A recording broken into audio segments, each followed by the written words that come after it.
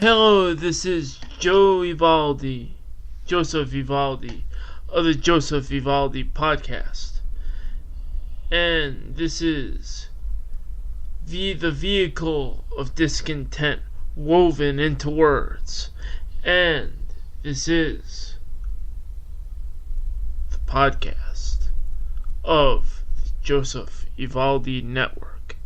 And on tonight's podcast, we discuss the newest podcast of the show, or the brand of the Joseph Evaldi Network, and that is Spiritus Holographica.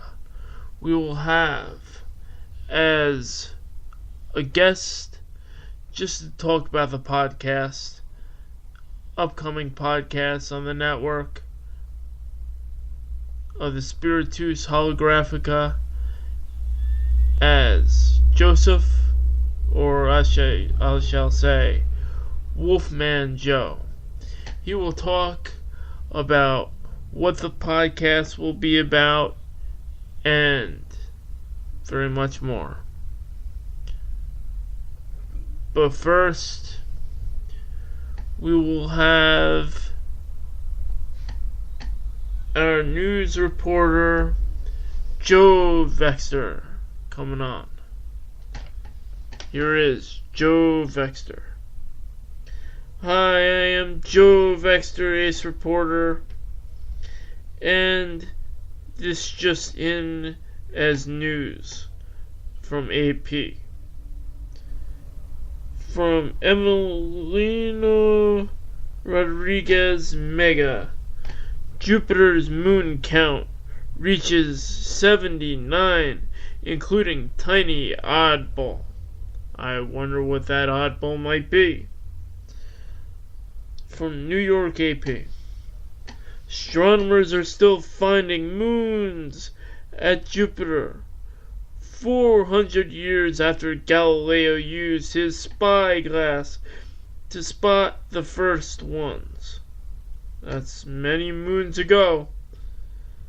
The latest discovery of a dozen small moons brings the total to 79.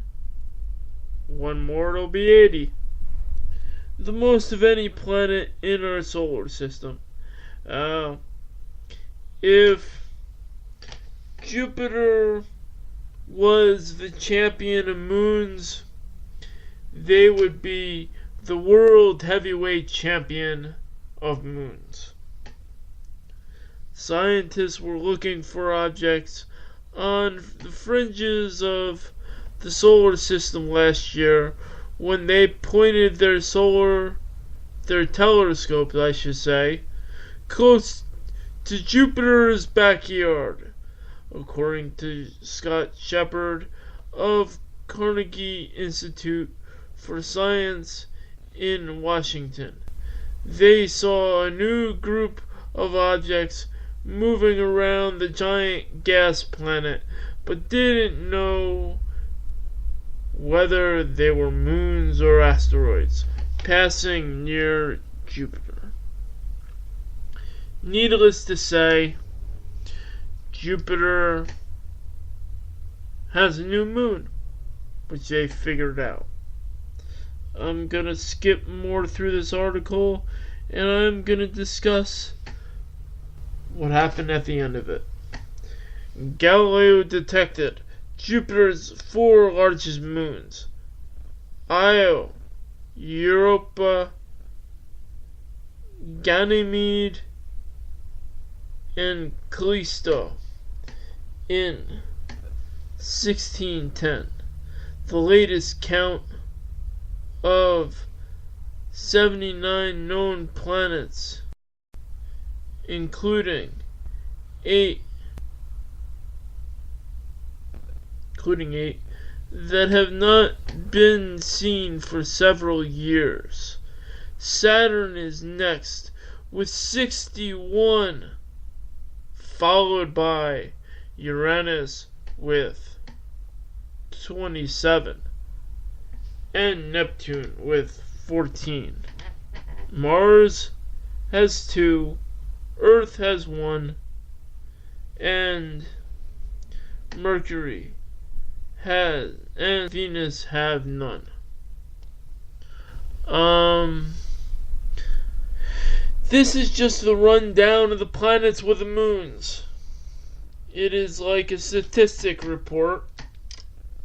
Needless to say, we're in a solar system that the only planet have solar systems.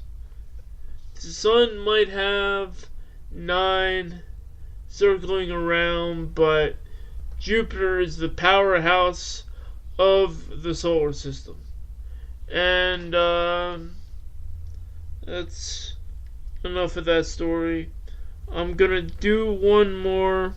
We have a guest on the show, and looking for a story. Maybe I will find one.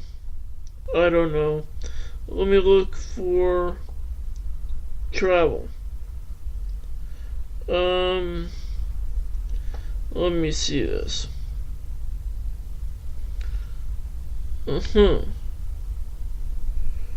Okay. I found the topic from AP.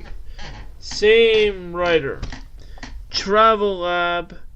Adults take over science museums when night falls. This from New York AP by Emiliana O. Rodriguez Mega. Sometimes in the middle of the night, nocturnal creatures are allowed to roam the halls of New York's American Museum Natural History, free from shouting and swarming children.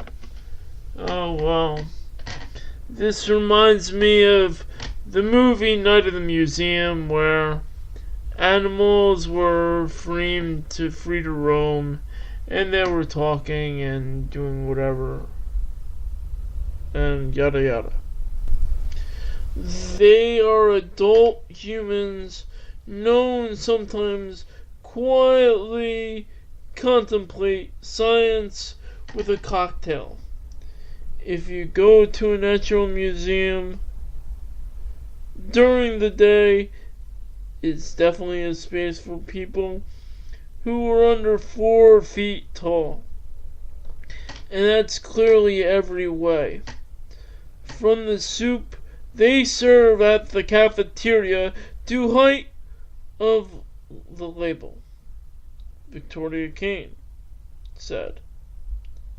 A museum historian at Northeastern University in Boston. It's kind of fun to reclaim that space for adults. Guess adults want that kind of entertainment. Adults of the liveliness of the museum. Kind of like, as I said, the night of the museum. On recent June evening, 175 grown-ups signed up for a slumber party at the New York Museum, which has capitalized on the hype created by Ben Stiller's Night of the Museum franchise. The museum first sleepovers were aimed at kids. Then, in 2014, people 21 and up were invited to explore its darkened exhibit halls. Well, I'm gonna skip through this article. It basically says that they're creating liveliness, they're creating a better atmosphere, they're creating the experience that was experienced at the Night of the Museum movies. And in my opinion, they are creating fun science natural science. Once again, this has been Joe Vexter, Ace Reporter. I've took up 10 minutes of the time.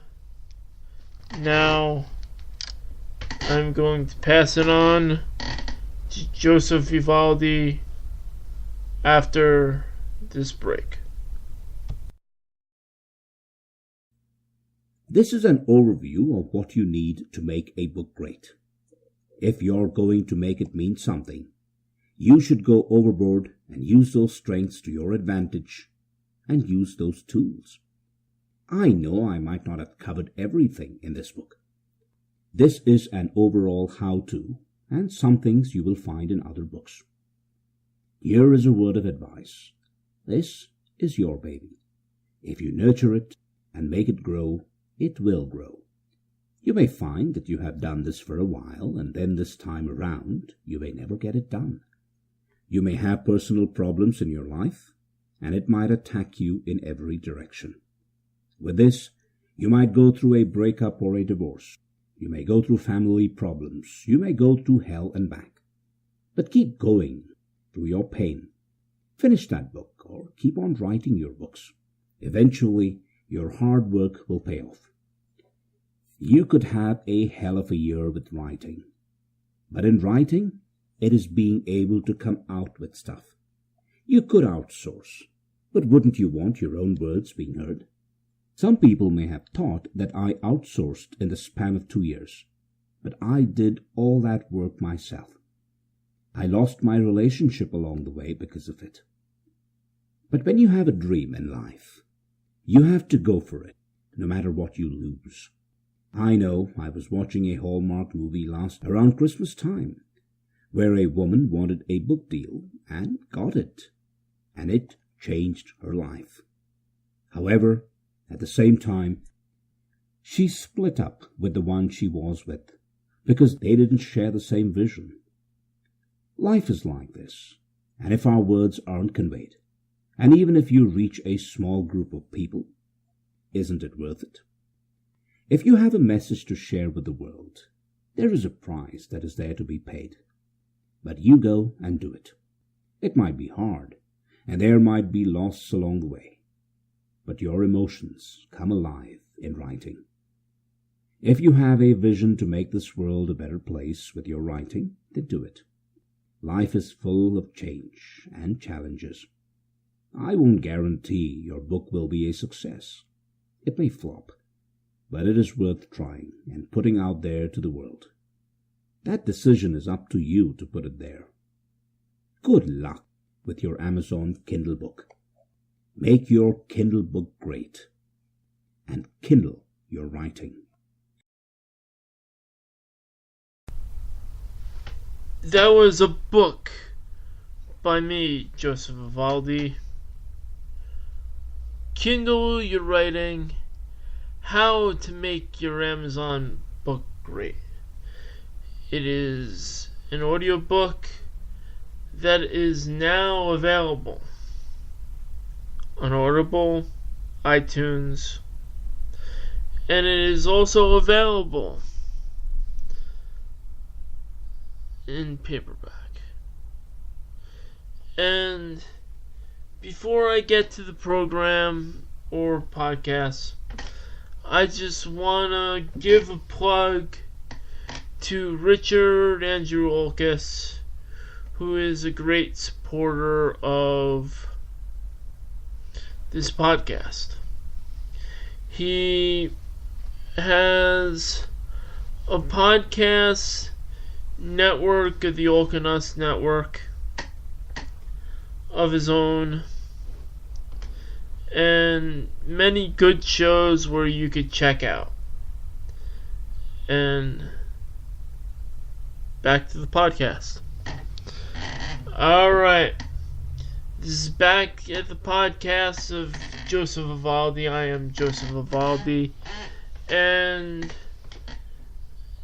tonight we have a special guest on the podcast. Just